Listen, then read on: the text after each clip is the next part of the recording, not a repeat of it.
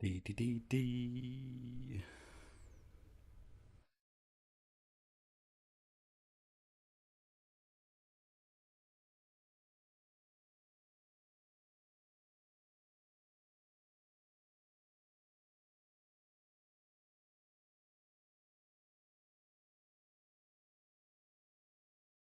Where's my video?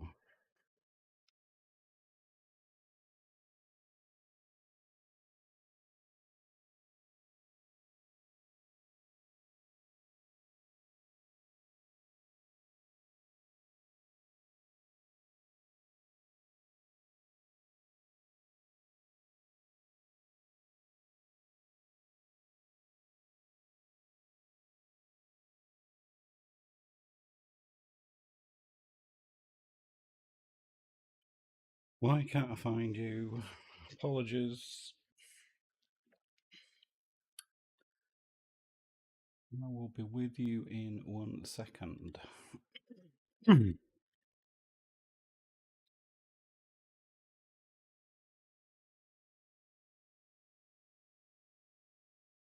Quietly being stored.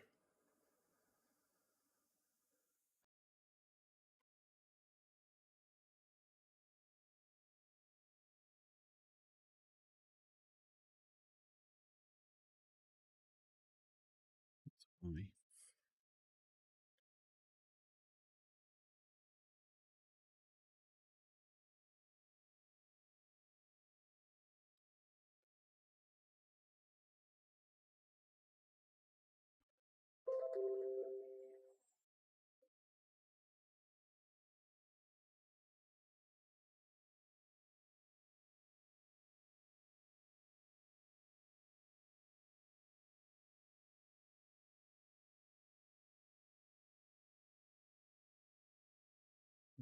Pausing.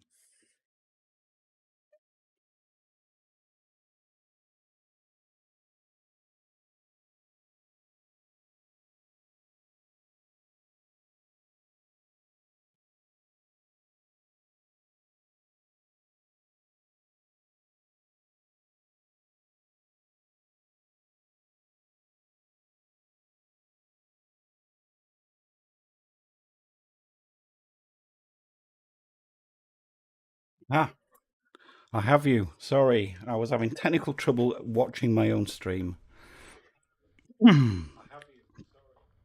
Hi Logan, hi Christopher Levesque. Hopefully you can hear me now.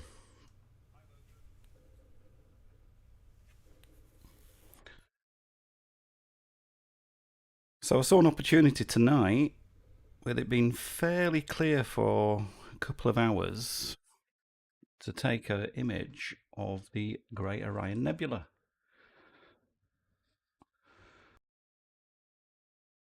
Thanks, Logan. Yep. The only way I can see the chat is to watch it on my iPad. So I couldn't open my own stream, which is stupid. So greetings from Salem, Oregon. Is that where Salem's Lot was meant to be taken from, Christopher? The 70s, 80s horror classic. These are 15-second exposures. That's how bright the Orion Nebula is. Oh, it's not. Okay, sorry. Cloud for 2 weeks. Yeah, we haven't had some great skies over here in the UK for a while. So, but what I am doing is I'm also live stacking it as well. So, other than this big dust bunny, which I'll sort out in real post processing, this is the live stack of the images I've captured so far.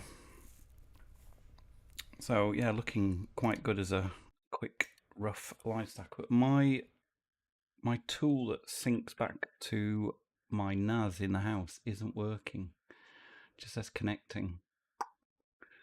I don't know why.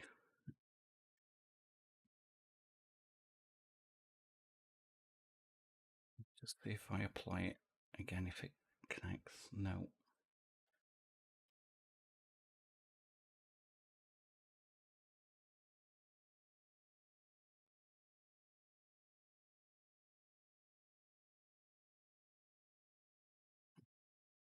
I can see the drives.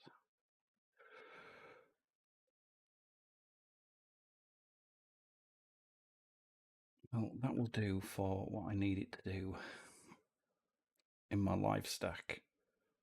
So what I'm just going to quickly do is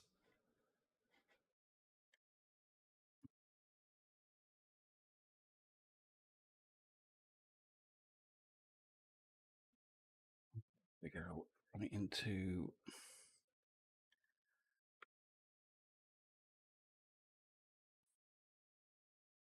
no, I won't be able to do it. So this is the live stack I've got so far. I'll come back to that.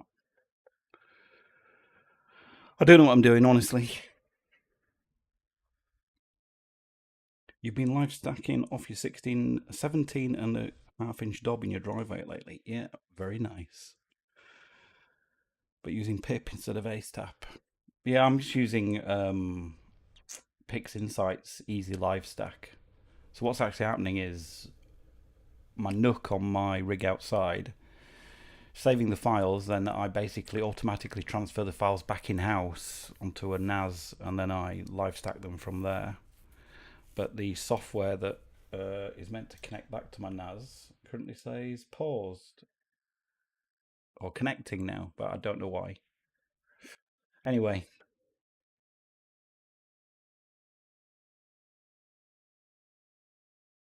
expensive, yeah. Yeah, but I do use my NAS for all sorts of things though, so it's not just used for that. It's my repository of everything. But yeah, we're looking good. So I was debating whether to set up because at about 10 o'clock it was just the back garden was just covered in clouds. I had a quick look at the forecast. It estimated it was going to finish clearing up about 11 o'clock, seemed to hold true. So I thought even if I just get an hour or 2 hours, it'll be good. Feels really odd taking a sequence 150 images 15 seconds, then I've got another 150 at 5 seconds, and all of that's going to finish by half past 12. Yeah, you don't need a great deal of imaging time on Orion, especially to blow out the trapezium. Even at 15 seconds, you can see I'm starting to blow them out, which is why I'm taking the 5 second subs as well. Then I'll HDR combine them. It's guiding, just done a dither. What's really cool as well is you can actually, this is my guide scope. This isn't my OAG setup, so this is just a 240mm guide scope, and you can actually see the bottom half of the Orion Nebula in my guide scope at 1 second exposures, which is crazy. Hey Alex, thanks for stopping by. I'm just doing a very impromptu live stack of Orion. This is using Easy Processing Suite. So ignoring the big dust bunny and the fact that it's blown out, I'll sort that out in proper pre-processing and post-processing. Just wish I knew why my sync wasn't working. So I'm not using any filters. This is just purely broadband data. I did capture a stack of narrowband Orion, but a lot of people seem to just either go with one or the other. And I must admit, I tried to combine them and I wasn't sure I was happy with the results. Greetings from Aberdeen. So let's have a quick look at Aberdeen. Ooh, it's looking very clear at the moment up there as well. So fingers crossed. I hope you all had a good Christmas anyway. It was usual fare at my home. Went round to the in-laws, had Sunday dinner, Christmas dinner, a big Sunday dinner. And then they came to ours for tea. They only live round the corner, so quite easy. Hey Simon, happy Christmas to you as well. It's been a long time since I've done anything streaming wise. You got 2,000 lights, 1/3 second, and picked up. Still processing. Oh, right, yeah. I can imagine it's going to take a while. Pixinsight does need some beefy CPU if you've got it. Snowed on my scope. Yeah. Oh dear. That's the one thing I'm really nervous about is any sort of just freak rain shower. I try and avoid, and I wasn't going to set up tonight because I thought the weather's so intermittent. I could see like big banks of rain, then they disappeared off the radar, then they sort of came back, and then they disappeared. And it's like, oh, so variable. But I think we're okay.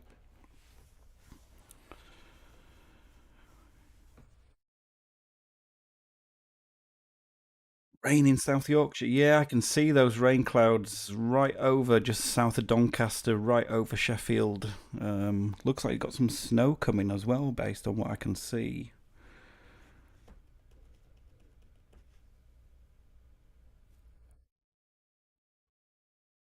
I'm not lucky enough to have a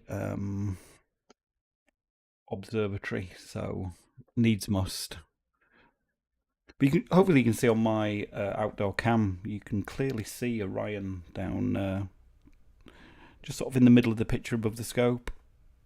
I was going to image the M45, the Pleiades tonight as well, but well, I might actually.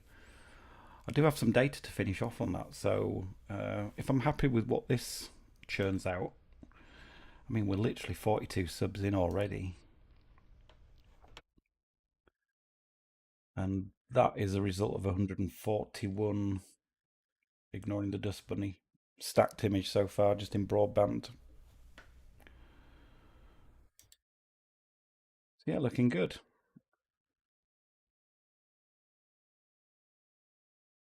I don't think we've got a. Has the moon already set? I didn't bother checking actually, because I just remember. Oh yeah, it's set at 7:30, and it was only 15% anyway. So a good opportunity.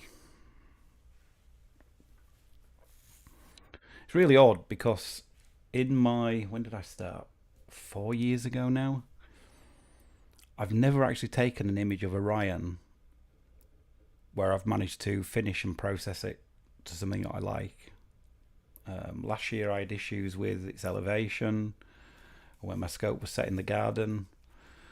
I had strange diffraction spikes on the stars down here because I was imaging effectively through some branches of a tree. I've taken a really wide field shot with the Horsehead with a Sigma 100mm lens with a DSLR 3 years ago. Wasn't really happy with that. So this is actually my very first proper Orion image, which is crazy because it's obviously it's one of the most imaged nebula in the south sky. But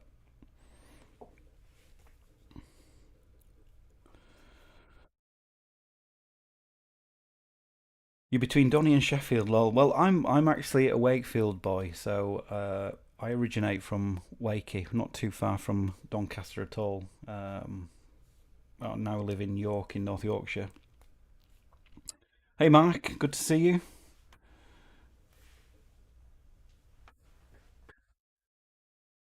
So did you say what you're imaging tonight, Simon?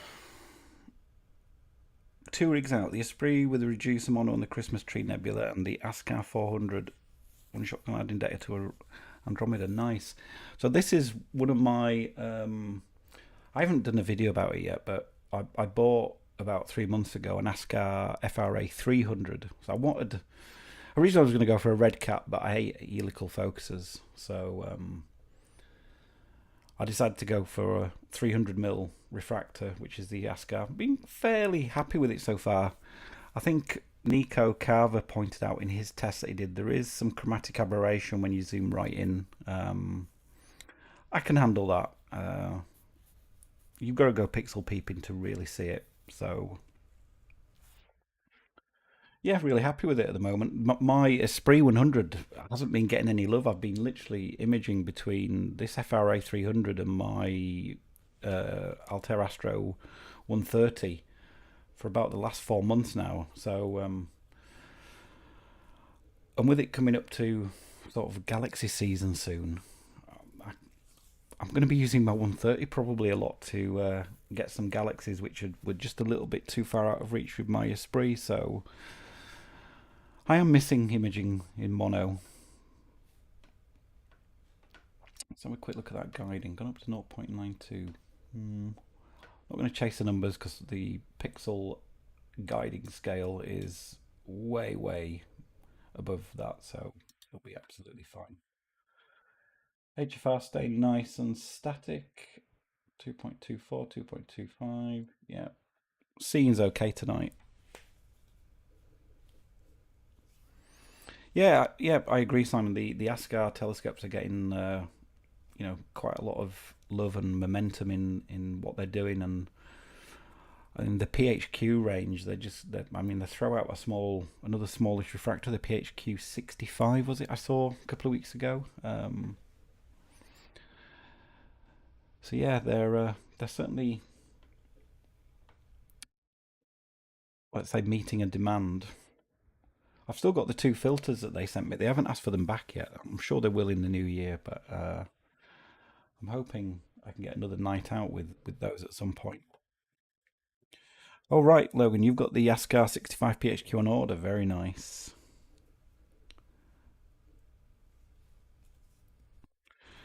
Loving your Red Cat 51 Mac. Yep. I would have loved to have got one. Even with a belt assembly and a rounder focuser, I just don't like helical focusers. I come from a photography background. Helical focusers are for cameras and lenses. But yeah, I know that it's a phenomenal piece of glass, or multiple pieces of glass in there. So yeah, let me just get a quick. Where's my drink?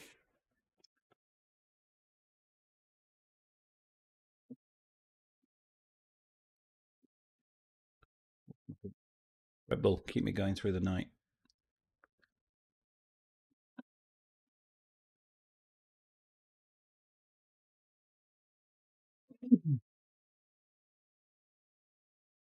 Yeah, it's we must have been probably nearly halfway. Yeah, nearly halfway through the 3 minutes. We'll be over halfway through the 15-second shots.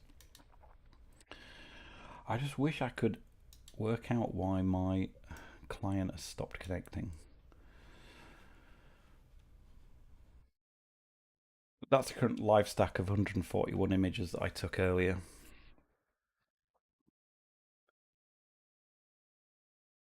You can see the running man. This is all blown out because I need to combine it with some 5-second images that will bring back the trapezium in the middle. So yeah, it feels good to be imaging. Probably the last imaging session of 2022, I guess, based on the weather. Space Vision, hi there. What camera for streaming your telescope are you using? Thank you. Do you mean the camera in the bottom right-hand corner, Space Vision? Is that the one you mean? The one that's looking outside, looking at my rig, and got the night sky in the background?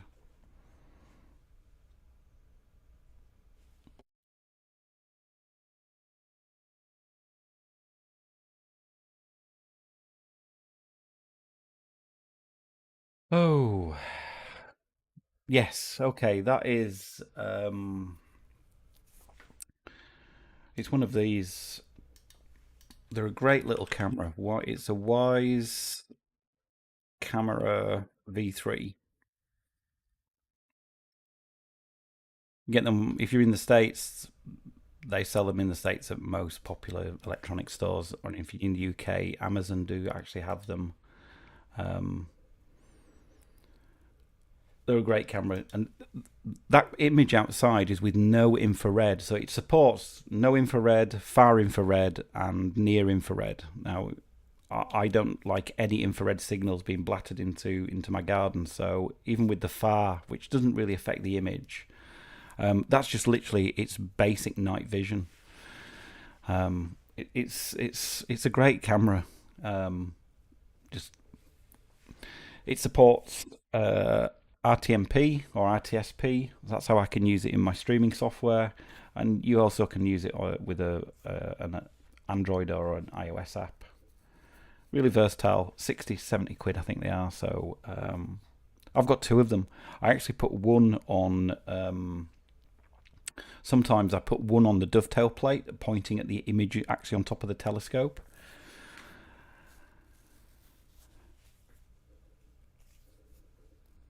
How am I getting on with my Jackery battery? I love it. It's not out tonight, and the reason it's not out tonight is with the humidity being really high. I think it's up at 94%. I noticed when I was using it, I had to put a towel over it last time, not covering the vents because it got quite wet.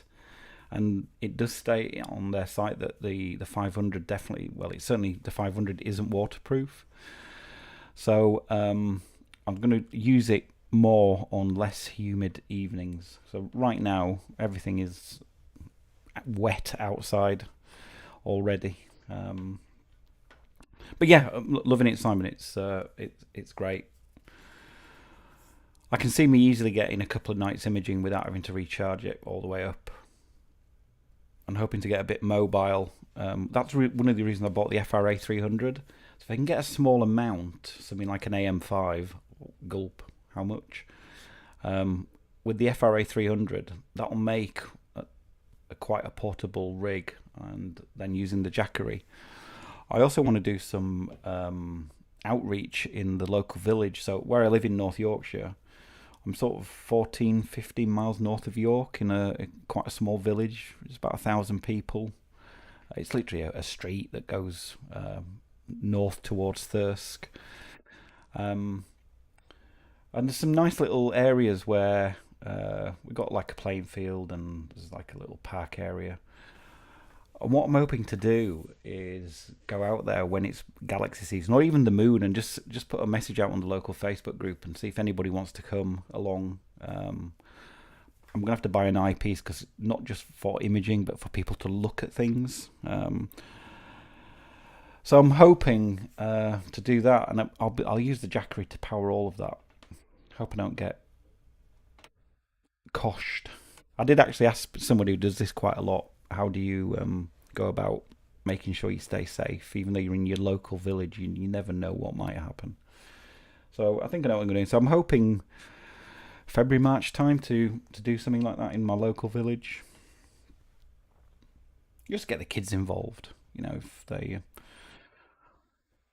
can see the moon close up, or see some clusters, or some bright objects in the sky and look through a telescope. I think I know as a kid I'd have loved to have done that. So I'm hoping hope it goes down well. So here we are imaging the Great Orion Nebula. Currently done 80 subs, looking at finishing at midnight. That's with both set of subs as well. I'll bring my tent.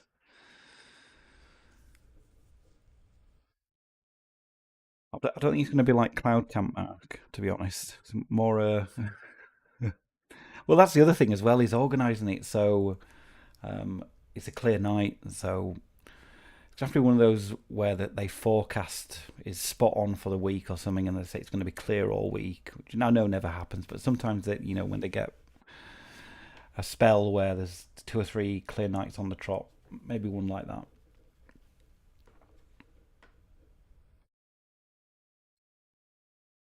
So I hope you all had a good Christmas. We've got New Year to come. Oh, one other thing. Well, I don't think I can do it now. It's midnight, but I've got a drone that I keep meaning to throw up into the night sky when it's clear, but I never get chance. I'm always conscious that even though I live in quite a quiet small village, I have a Mavic 3, which it does sound like a swarm of bees flying around.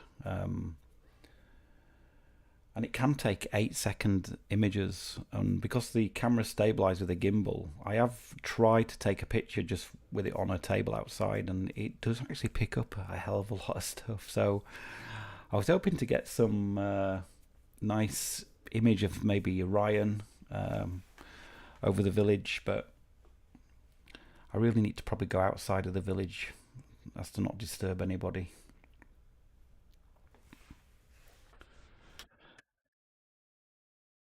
I'm always conscious when I fly the thing that people are going, what's he doing? Oh, you'll have fun, Simon. If it's, I've taken. Well, I do need to do something else, but I have taken 2 exams as well. So I have something called a flyer ID, where you basically take an online exam to prove that you've done a little bit more than just having the relevant stuff to get an operator ID. But I'm actually going for another thing which just opens up the size of drone that I've got to flying it elsewhere.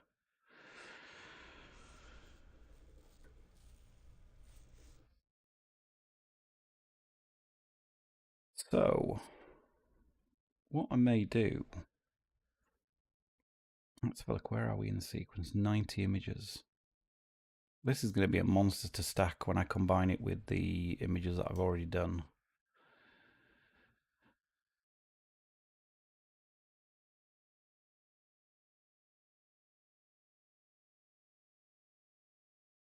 Yeah, Simon, make sure that the only thing you need, if it's even if it's below 249 grams, you do need an operator ID affixed to it on the top to be legal as a minimum. I'm sure you know that.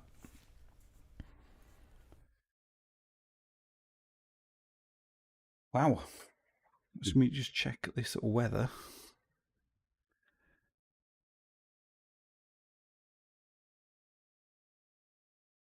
See that it's looking really clear. I don't know if that's just a blurred image of my phone then.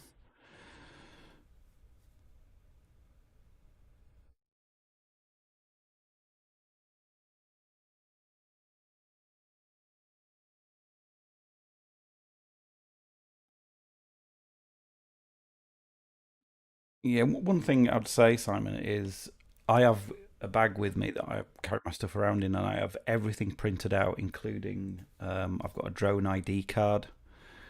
Because most people will be asking, is it legal to do what you're doing? And you shouldn't be doing that, and then you have to sort of politely. I've only ever been sort of challenged once, I think. They scurried off once they know that you're within the law.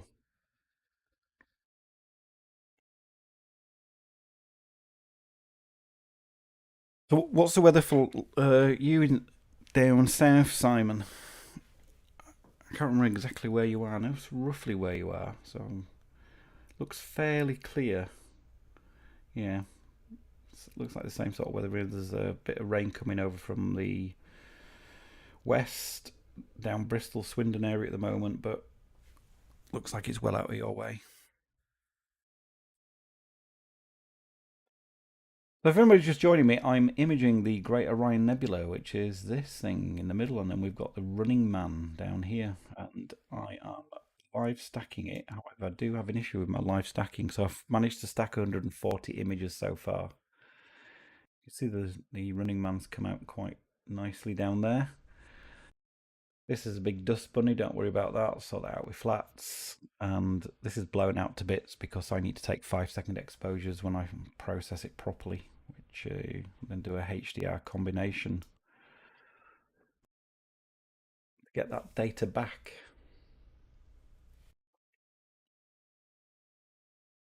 Guiding's okay, settled down at 0.7.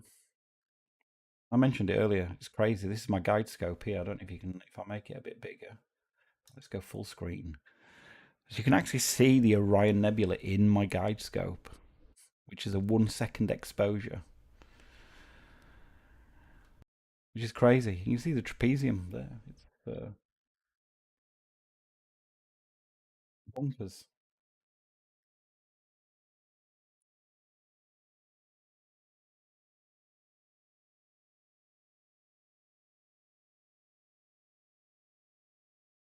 Oh god, you just knocked the power pack and the rigs went out.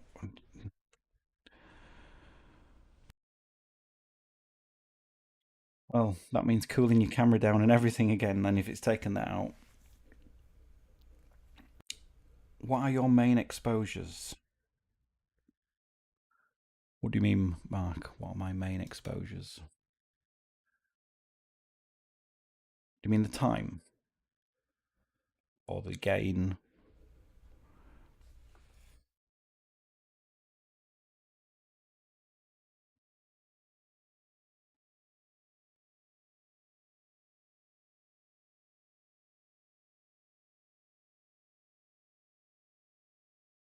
So, Ben, do you mean this line here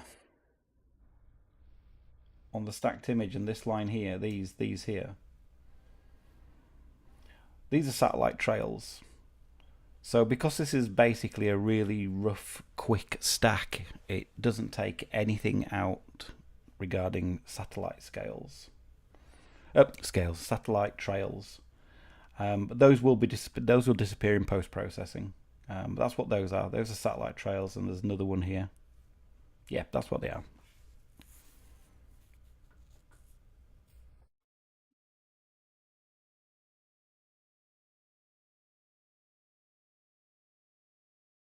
Yeah, for the Mini 2, you do need an operator ID. There's no such real thing as a drone license.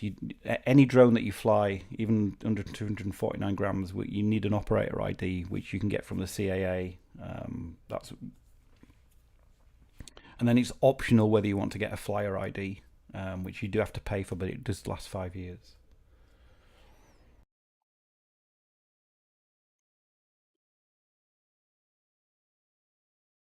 Turn this into the drone podcast.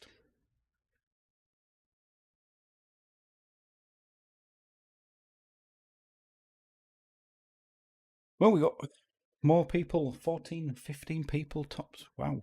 Didn't expect to see this many people on Boxing Day. Well, technically, we're not Boxing Day anymore, are we? We're on the day after Boxing Day. What I'm tempted to do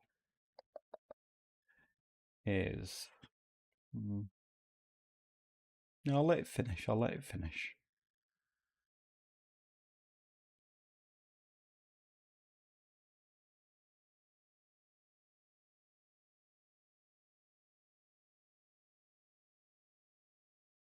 Yeah, Dave, I've only mentioned it to someone who challenged me, and I said I can show you, and they didn't want to see it. I suppose it's ever if like the police turn up and stuff like that. You can always show them on your phone as well, but just as long as you're not doing anything stupid, people should just leave you alone and flying within the weight category of what you can do within, below 249 grams. You can pretty much do what you want with it, other than prisons and airports. Above 249 grams, you've got some other considerations, but yeah, I'm still intrigued to see what the Mavic 3 does with an 8-second stacked image of something like Orion. I don't know how well it will cope, but I'm going to try and go out one night. Can't really launch it from the garden tonight. Be like a flying swarm of bees above the village. No doubt be on the village Facebook group tomorrow.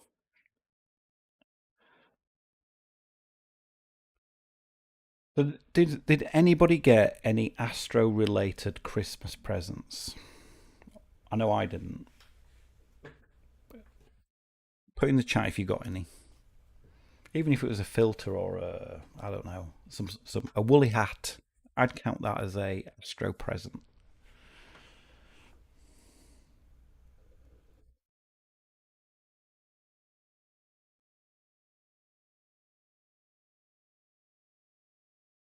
No from Dave.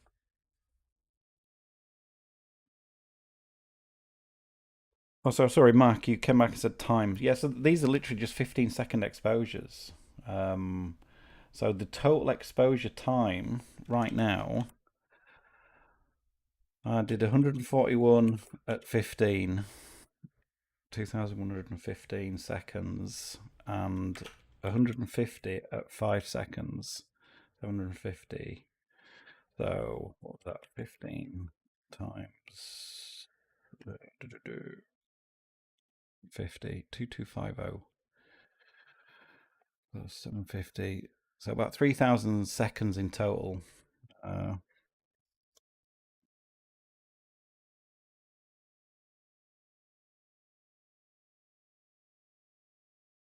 Here we go. We got a Mazif. Oh, hello, Mazif. Long time no see. Received a 0.8 reducer for your William Optics Z61. Very nice. Is that the one with the It's got like a scale on because it can be used for different scopes, and you have to adjust the scale to match the refractor you're putting it on. Logan got a Pegasus Alcon Falcon rotator. I've seen those. I was tempted to get a Prima Lab rotator, the Arco. What do you gain by doing astrophotography using a drone? Nothing really, Spencer. It was just to see, does it work? What could I actually get with an 8-second exposure? And the thing I can't get right now is I can't get a landscape. So I was thinking of doing like a landscape of something in the background that you can clearly see, maybe something a silhouette on the horizon, and then something like Orion in the background. So just a different perspective of a bit of astro. It might be a waste of time. It was just I like fiddling around with stuff like that. Just wondering, what can I do? Might turn out to be a complete disaster and a non-starter. It's just that really. Technically, the variable power supply counts as it will be used on a rig. Simon, you got another EF, some NASA clothing, some ice cream. You're surely going to be better now.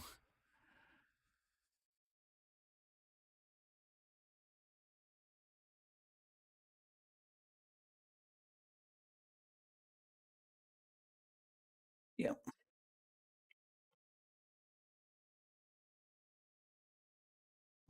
I do have a big box of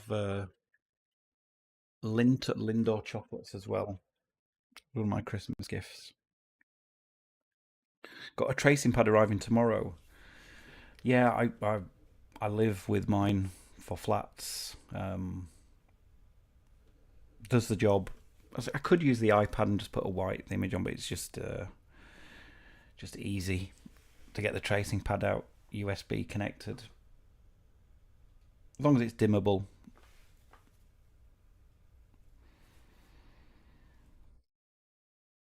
No, so Spencer, I'd be using the drone's camera. So the DJI Mavic 3 has quite a spectacular camera sensor. They DJI bought Hasselblad a couple of years ago. Then I've gone to Very. I have to buy a skirt. Um, it has a basically a two zoom sensors. You've got a zoom here and you've got a f2.8 lens here and sensor. It's a phenomenal little camera on a drone. Do some amazing cinematography, both video and imaging. It's a remarkable piece of kit that they've got in there, and because it's on a gimbal, then I'm hoping it should keep it fairly still. 8 seconds should be okay. Can always try it. Oh wow, Oxy, I hope I'm saying that right. Thank you very much. I do appreciate that. I will get myself a coffee or something, but thank you. How are we doing? We are more rabbit hole. That's right. We are on image number 134 of 150. I'm not use my guide scope to work out if the clouds are rolling in, but we're looking good. Why did that shift down all of a sudden then? Dithering, that's why.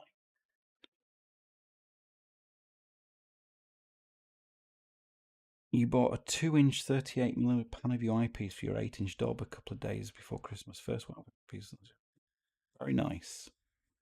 I've never done any visual observing, but I mentioned earlier in the outreach, I'm going to have to look at eye relief, eyepieces for my EDT 130 and see what comes out. So, yeah, it's a whole new world for me is doing any sort of visual stuff. I, and I only can do it with what I've got. I'm not going to go out and buy a new telescope just to do a bit of outreach. So I'll have to make do with my 910mm refractor. I'm sure if anybody does turn up, they'll hopefully love what they can see. Because I do have a Teleview PowerMate 4 times, so it gets up to about 3600mm focal length.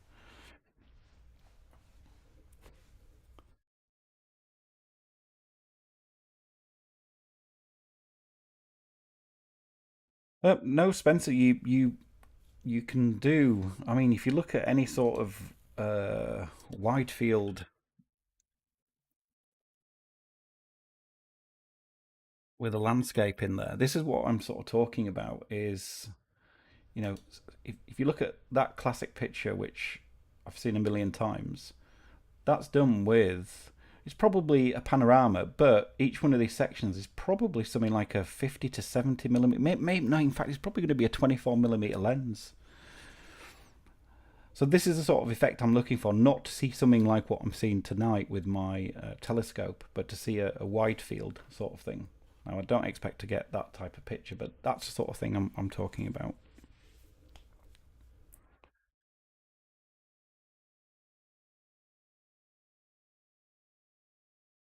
Yeah, as Mazif said, you can do some pretty nice Milky Way imaging. I mean, I've taken some pictures with my iPhone of the Milky Way, and it pulls out these. I can see a tiny Andromeda as well in some of the images. Yeah, it's going to be challenging, but as I say, I like to fiddle with things, see what I can do. So, where are we? We're 7 images away from finishing 150 15-second exposures. I was looking earlier on my stack that stopped working, but the noise evaluation, which I'm always keen on, is it's gone up 204% in terms of the noise from the first image. Um, so yeah, there's a lot of this dust coming out as well, which you do see on some Orion Nebula. I don't know how long to take it, but once I get bored of targets, but it's it's knowing that when you're happy with how much data you've got. With tonight only, I'm only expecting to get 2 hours in total. I thought this would be an ideal opportunity to hopefully finish off Orion.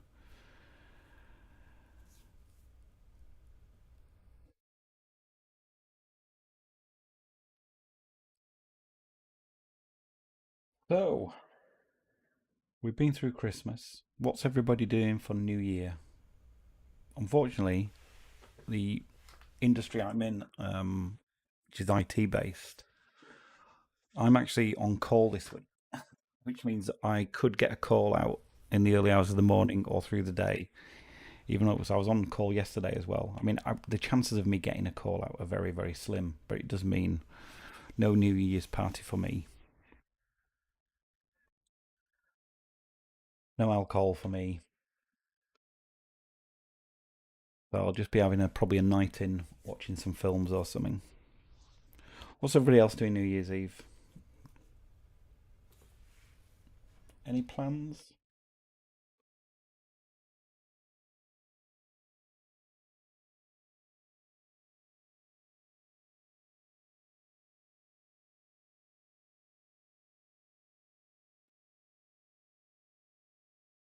Oh yeah, you're expecting to get another winter storm, so probably just hunkering down and reprocessing data. So, are you in the middle of this horrendous winter storm over in the States?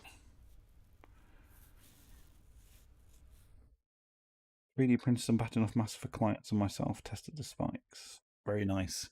I do know someone quite well who's selling a lot of his 3D printed batting off masks, especially for red cats. Seems to be a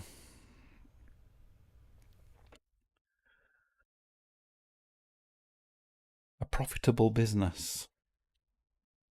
What do I do, Nigel? What do I do? Um, I look after basically our virtualized infrastructure for the company I work for. So I'm big into virtualization of servers. So we have 2 data centers in the UK, and I look after basically our virtual estate and all the hypervisors that those run on. So um, all I've ever done since leaving college is sort of IT. So I don't get involved with desktops and laptops and things in terms of supporting those. I sort of look after the back end stuff, the stuff I call behind the green curtain, like the Wizard of Oz. I push the buttons and pull the levers that nobody sees. I've got a team of 7 people.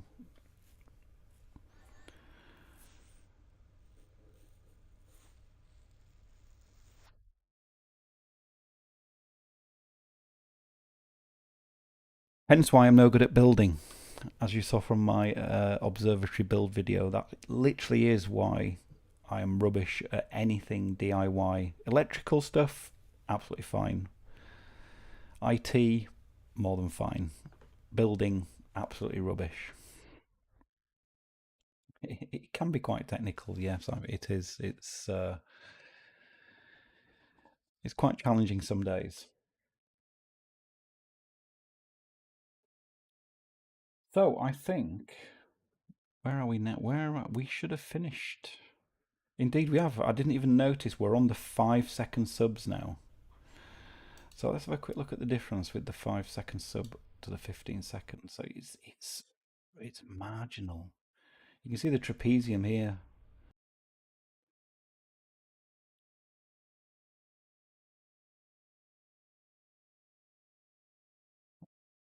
And, let me go back. So that's a 5 second sub. Let me go back. Oh, Nina doesn't like doing. If I load in a 15 second sub, coming in. Yeah, there it goes. By the time it'll display, it'll redone another 5 second sub.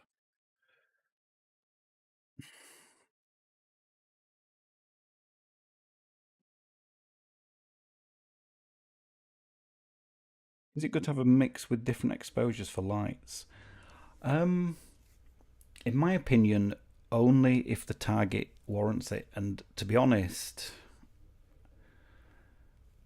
I only can think of the Orion Nebula where we possibly Andromeda, because they're so bright that it's so easy to blow out the cores of them. As you can see, the core of Orion is incredibly bright. So most nebulae, you want as much exposure time as what before you sort of fall off the cliff. So if I was taking, say, Malot 15, I would just take 10-minute exposures. I wouldn't mix them with 5-minute exposures. There'd be no benefit to doing that. How did I come to 10 minutes? I did some sensor analysis. So there's a great thing in Nina where you can plug in your sensor analysis from SharpCap, point it at the night sky, and it'll basically work out what your optimum exposure time will be before you effectively get a diminishing scale of return of past that time you're not going to be getting a great deal more. And mine came out at like 9 minutes 12 seconds, so I just rounded it up to 10 minutes. So yeah, for most targets, especially emission nebulae, other than Orion, possibly Pleiades, which is quite bright, I generally stick one exposure length.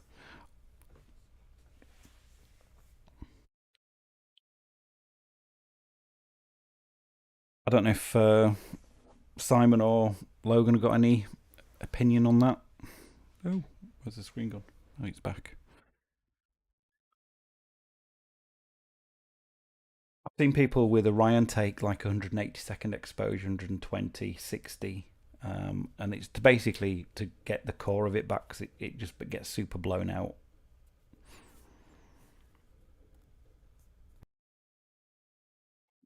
So I hope that helps. I've got people dropping off, getting bored of just looking at a picture of Orion, I guess.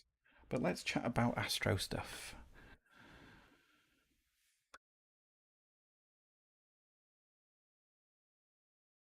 I wish I could get my other.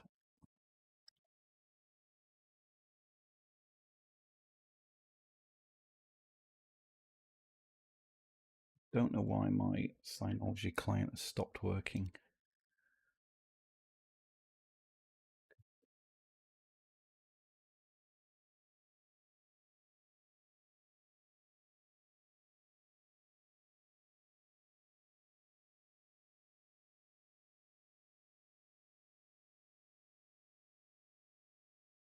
Can't type that in because she will see that password as I type it in. So I'll have to live with them not syncing at the moment. But we should be whizzing through these 5 second exposures. Yeah, we're on 45 already. As if I've got my new rig together Since my last visit, I've upgraded my mount to a Lasmanti G11. Nice, with a 60-pound payload and a 10-inch Newtonian by TS Optics. Very nice. I've never owned anything other than a refractor. Oh no, no, I tell a lie. I had a Schmidt Cassegrain. I had an Edge HD8. I nearly bought a Newtonian off Luca Matico last year, but when I told my other half, she said no, basically. So when she saw the size of it, it was a no. I've been doing a lot of 20 minutes of wow. Recently, I started doing 5 minute, and more of them agreed about the extra byte target. I dropped down to 2 to 3 minutes. Oh right, 20 minutes. Oh, that's that's a hell of a sub time. One video I was going to do, but I think it's been done to death. I think Dylan's done it, Nico's done it. I was going to do a video where I take a 5 minute, a 1 minute, a 5 minute, a 10 minute, a 15 minute, a 20 minute, a 25, and a 30 minute exposure, and look at what you on the same night of the same target, just to see what a single exposure looks like in terms of the level of details that comes through. I've trust what SharpCap and the tool inside here, which is it's called this exposure calculator. So once you've fed in your SharpCap analysis file, which you do need to do correctly, have I got it open down here? I don't think I have. I don't know which one of these it is.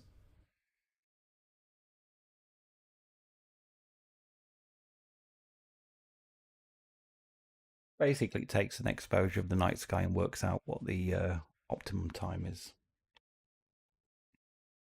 There's no hard and fast rules, though. It's a case of I just want to make sure I make the most of my time that I've got to image. I'd hate to think if I was taking 60-minute exposures, say, and 6 minutes, I'm basically getting not much more data than I get with 10, then wasting so much time.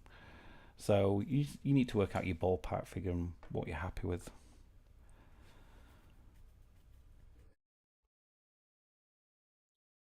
You have enough power. Some company sponsored you a power tank. Very nice. No, I've not heard of a C-Techie GT200 to be honest, but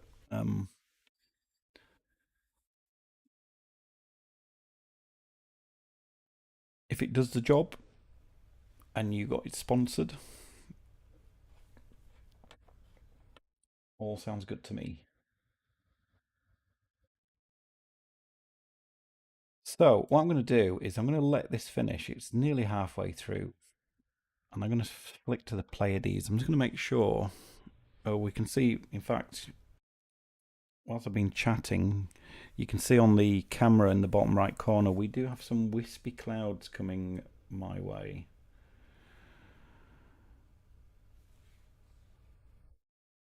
Let's have a look. Yeah, I can see. You can see the clouds here. I don't know how that's coming through. I can literally see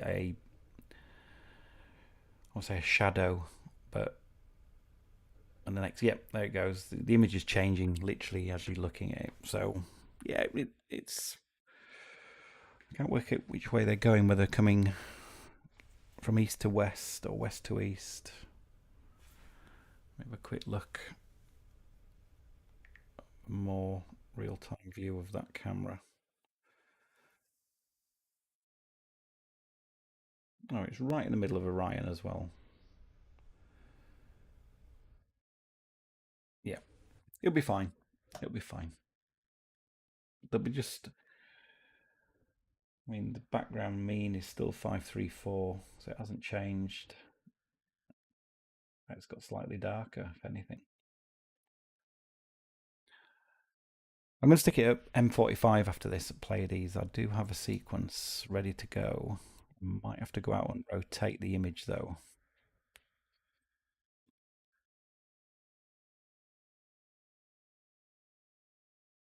Pleiades is again, it's another image, another target I've never imaged before, other than uh, about a month ago. I managed to get about 2 hours on it.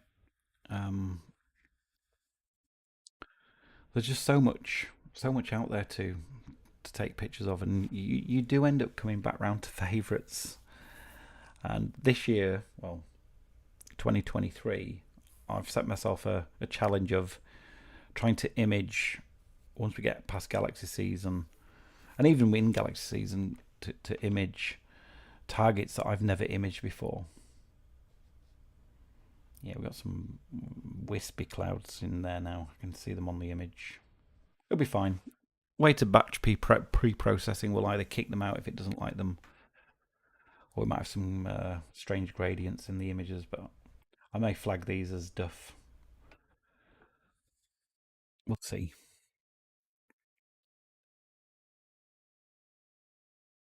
So Alex, you just finished a little project hooking a USB tracing pad to an Arduino Nano and control it via Nina for my flats. Too many very good.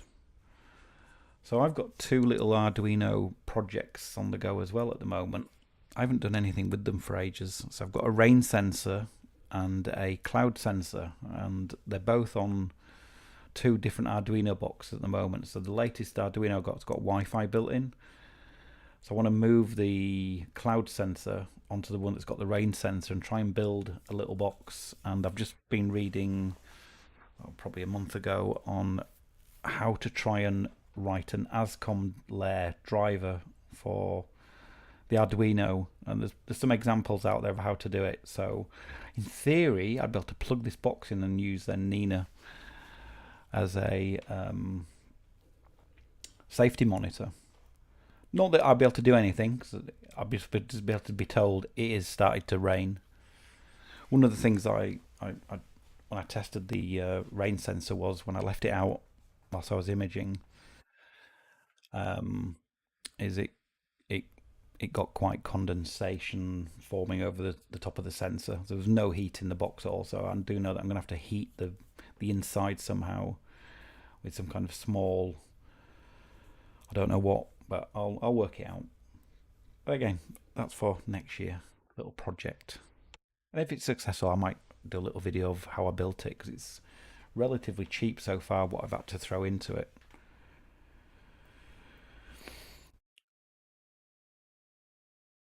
Hey, good to see you, Simon. Packing up. Thanks for stopping by, and yep, I will catch you soon. Hopefully at the astronomy show next year in March, the first one, the PAS. If you're going, Spike didn't bother tonight. A lot of cloud about. The weather live on radar is very good for those pesky clouds. I think that's probably the same as what I'm using. You try? I have tried the Blur Exterminator. I was trying it today actually. I haven't bought it yet. I've still got the trial, but I can see myself buying it. I was processing some Andromeda I took about 3 months ago that I haven't done anything with, and it was like, okay.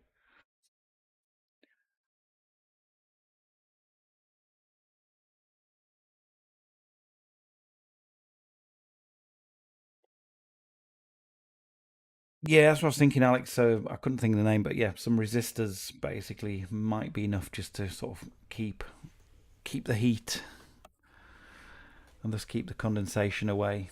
So yeah, should be fun.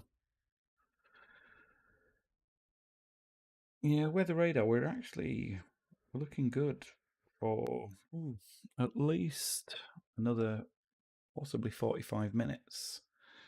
So I think I'm definitely going to move to a different target when these are finished. We've only got another, what, 4 minutes to go. We have got wispy clouds in though at the moment. Let's have a look what that looks like on PhD2. It's not too bad actually.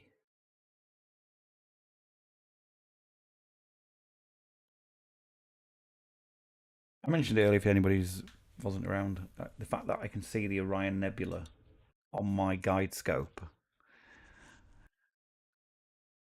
with 1 second exposures is ridiculous. That's how bright this thing is. That's a 1 second exposure.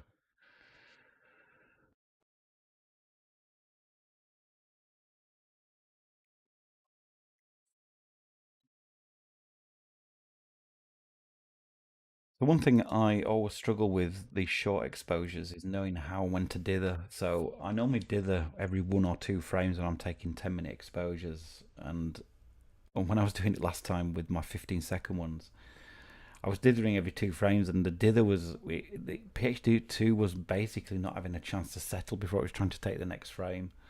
So I've changed it tonight to dither every 15 seconds, and it's certainly I haven't had the same issues that I had on the first night. So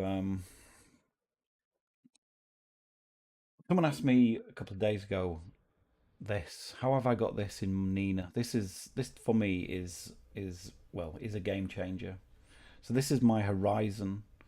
So I created a horizon file. There's a great video from if anybody wants it, I'll put it in the chat. It's a great video on how to create your horizon file using your camera. And then this is basically what the view of my sky is from the back garden. So you can see there that this is where Orion is at the moment. It went at the highest here, which was back at what, 11 o'clock, and it will disappear from view at about 3 o'clock. This is basically my house facing north, so that's why. No, sorry, this is my house facing north. This is some very big trees in my neighbour's gardens that I can't see past unless it's above 60 degrees. So it's great working out how long you can image and whether something will be visible. I do have to take the horizon file. I probably update it once a year because trees grow, and those trees in that you can actually see on the bottom left hand corner, the webcam outside. One of those trees is on the left hand side, so they don't get trimmed. They're only growing upwards. Got some clouds here again, but we are nearly done for Orion. Crazy, I've taken 300 subs in one night. That's going to cause, I think when I stacked the other 300 that I took a couple of weeks ago, ooh, 2 big bands there. I think it took Pixinsight about 2.5 hours. So this is the live stack that I've been doing. I unfortunately stopped at 140 images, so yeah, there's some nice detail in there. You see these sat trails, these will be gone. I process it properly, core, bring back with my HDR combination.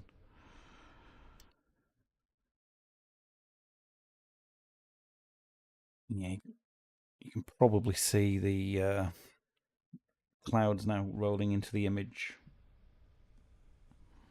Be interesting to see if the weighted batch pre-processing script rejects these, or whether I'll just end up with some strange gradients that I'll have to get rid of. We'll see. I think the fact that the star structures are still good, it's probably going to just accept the image.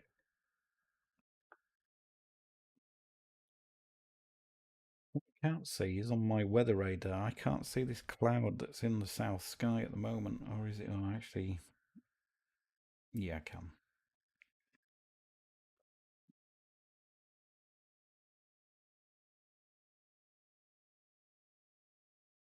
The Spycast, out of interest, do you ever collect one-shot color data when there is a lot of moon? Do you find the data worth keeping? Notice anyone?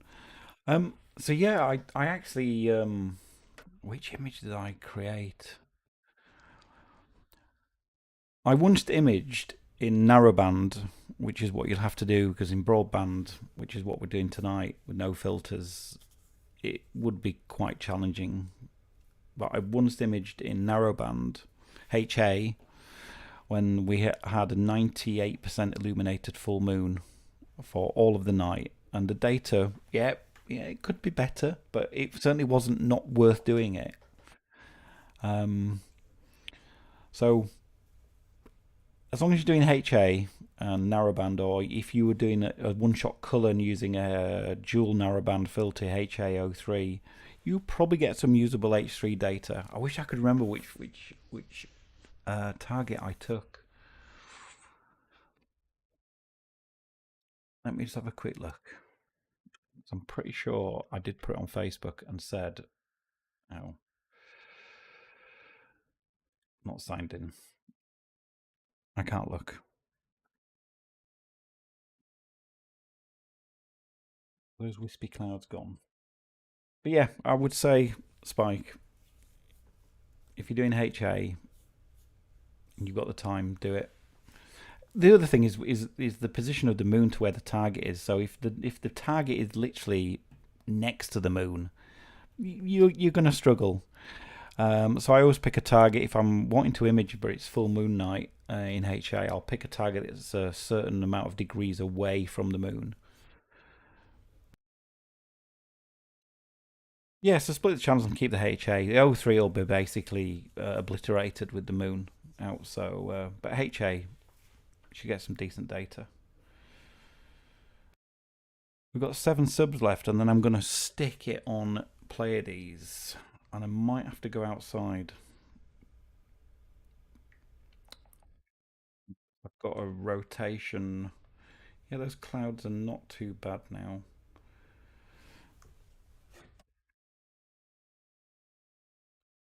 In fact, I'll kill this. I'll show you.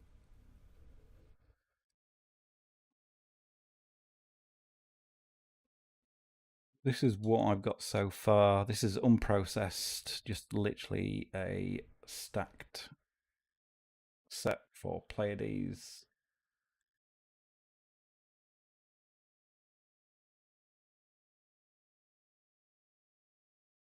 But we don't want a linked stretch.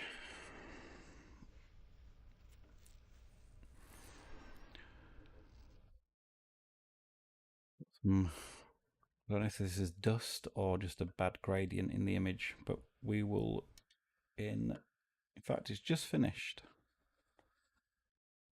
That was the last 150.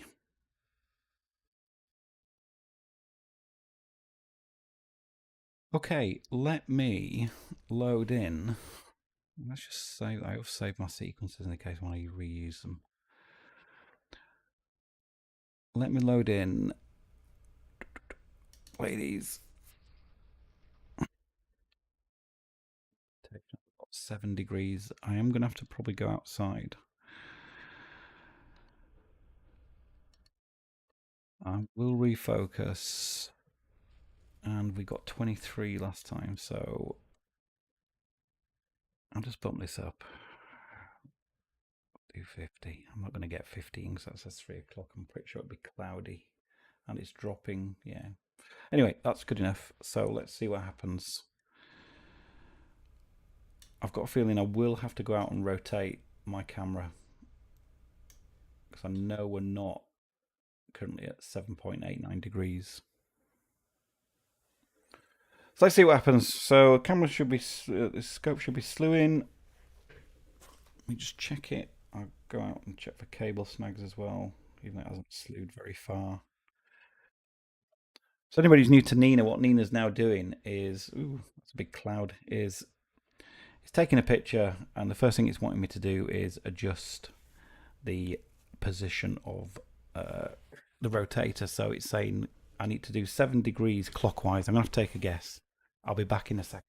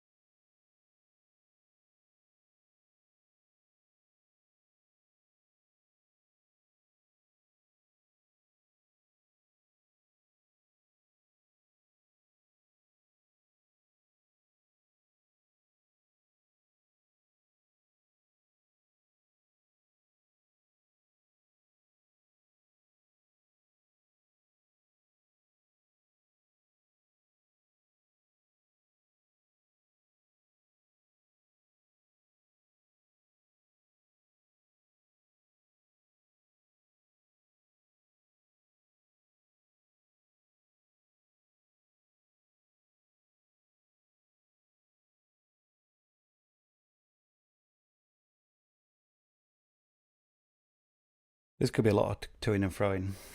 Let's see what it thinks this time.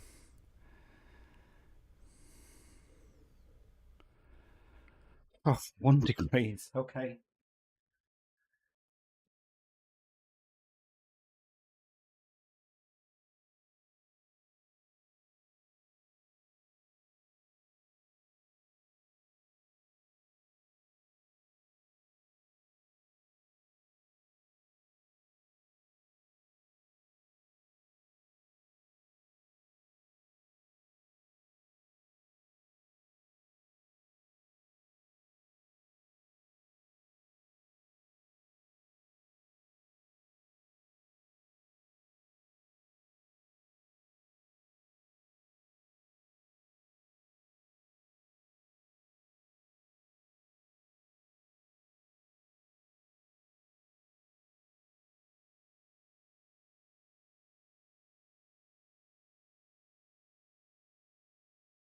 Yeah.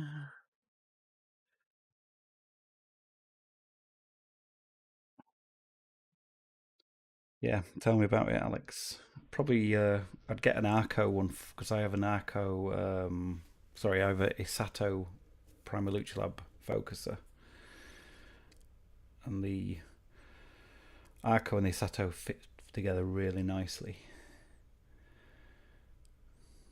So some clouds up there, I think. Yep. So it's the rotation's fine now. It's just resyncing and repositioning it into the correct field of view. Yeah, the rotator that Primalucci Lab do is more expensive than their focuser.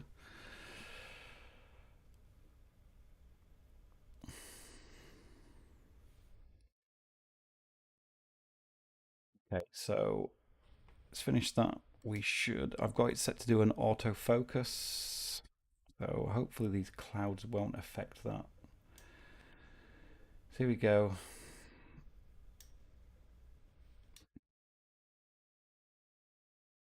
So on this rig, I have the Primalucci Lab Sesta Senso 2 focuser.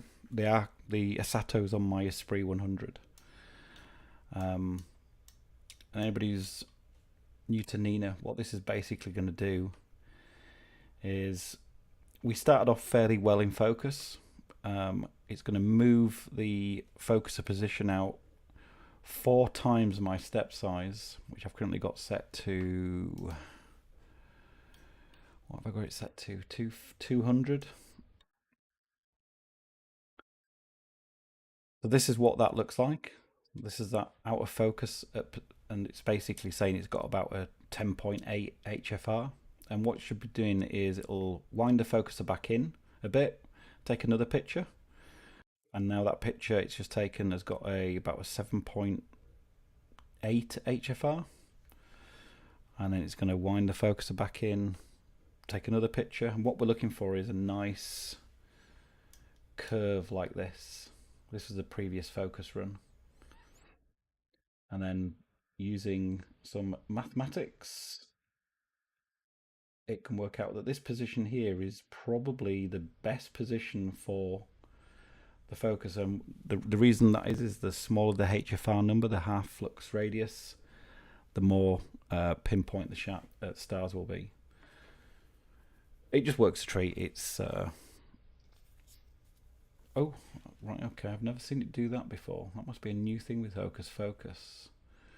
It's basically discounted. I'm going to take a guess. I've never seen it do a red cross, but there was an upgrade to Hocus Focus today that I had to install. So we'll see what this does. So the lower the HFR number, which is this scale here, the better the focus of the stars. It's basically the smallest as the stars will get, which basically means that they're more in focus. And then what we're looking for as it comes up the other side, whilst it's not imperative, but you're looking for the offsets as it goes up to be roughly around the same as it goes up this side.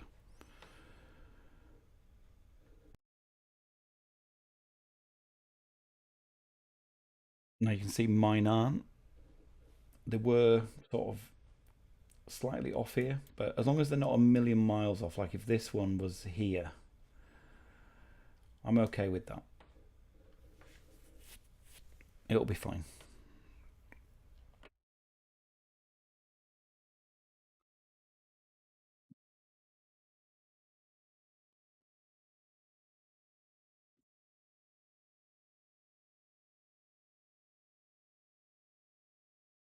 I do have my sequence set to autofocus at the start, and also after a temperature change of 5 degrees or a HFR increase of 10%. Seems to work well.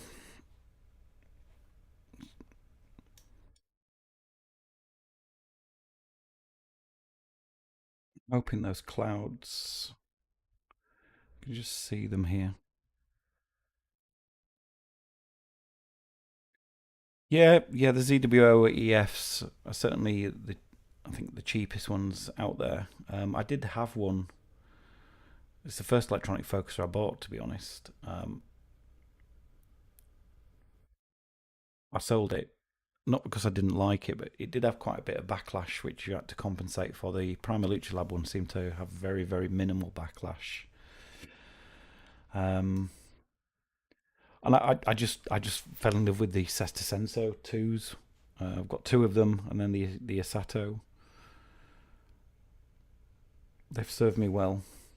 So you can see here, the final, it said the HFR went from 2.19 to 2.06. The estimated final HFR is 1.76. We've got a hyperbolic R squared of 1, which is the best we can get.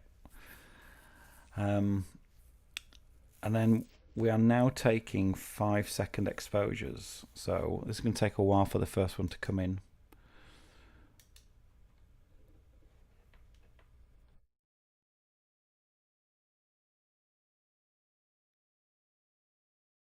Light software still isn't connecting.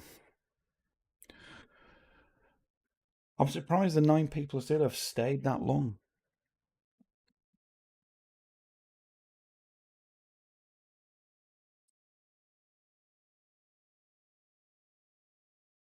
One of the good things with my Esprit rig is I can use filter offsets. So it means basically focusing with a luminous channel, which I can take 1-second exposures, and then once you've done your offset calculations, any refocusing for filter changes to HA, S3, S3, S203, it just knows how to position the focuser based on a 1-second exposure. Whereas just then I had to take, I think I've got it set to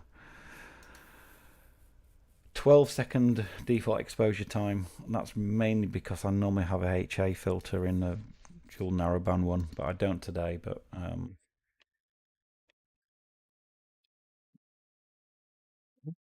Nico, hello. We've got Nebula photos here. Nico Carver, the man, the legend. Hi, Nico.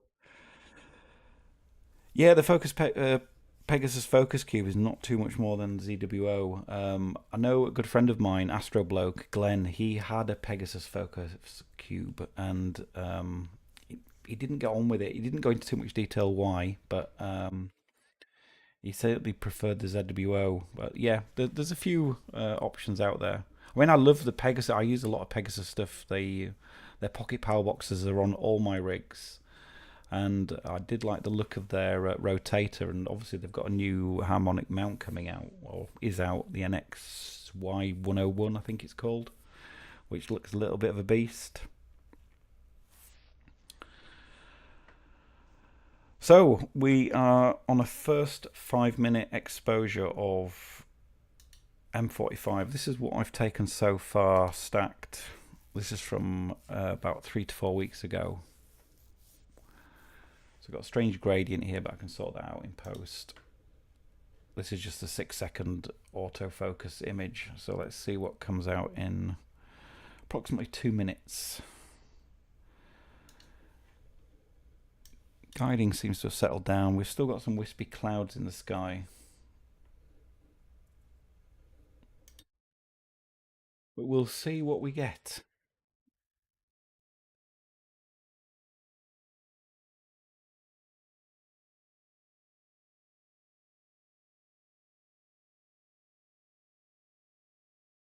think I'll do is I'll just take a couple of images of M45. Because the main purpose of tonight was to finish off this Orion capture that I've been doing. So I'll just see what M45 looks like, and then I'll probably close the stream off. It is 1 o'clock. It is meant to be getting cloudy quite soon. However, the radar is actually showing it clear. Probably for... It's now showing up to 3 o'clock as being clear, which, well, if it does, I'm certainly not going to stream that long, but I will, given the opportunity, I'll probably carry on with M45. So 4 minutes in, 1 minute to go. Let's see what we get.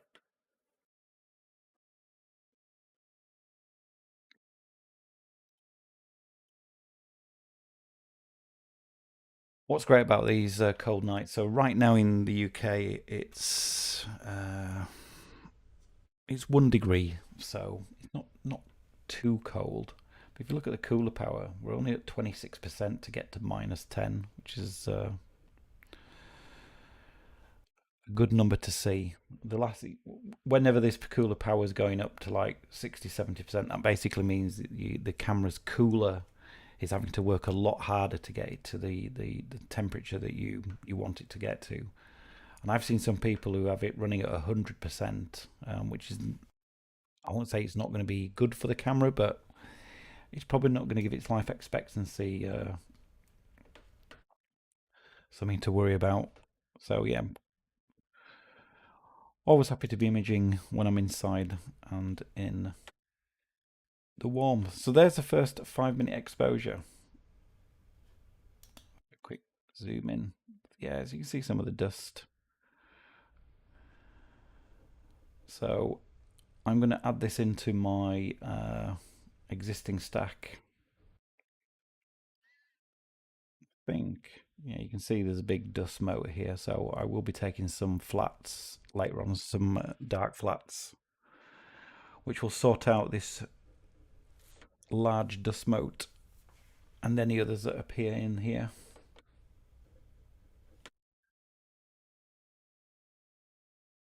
Right guys, well, it's 2 minutes to 1 o'clock in the UK. I'm going to call it a day there. I want to thank everybody for stopping by. I didn't expect to get this many people watching. I think we had about 16 people at one point, which is great. I'm only a small YouTube channel. So thank you ever so much. And if anybody's learned anything, that's a bonus as well.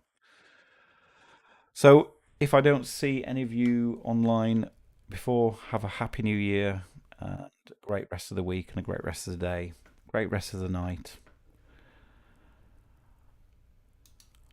And I will call it there. Bye for now.